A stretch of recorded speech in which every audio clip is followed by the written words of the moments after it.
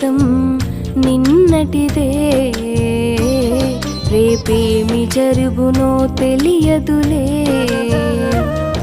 నేడున్నంత కాలం దేహము దేవునికి అర్పించి నీవు జీవించాలి. బ్రతికున్నంత కాలం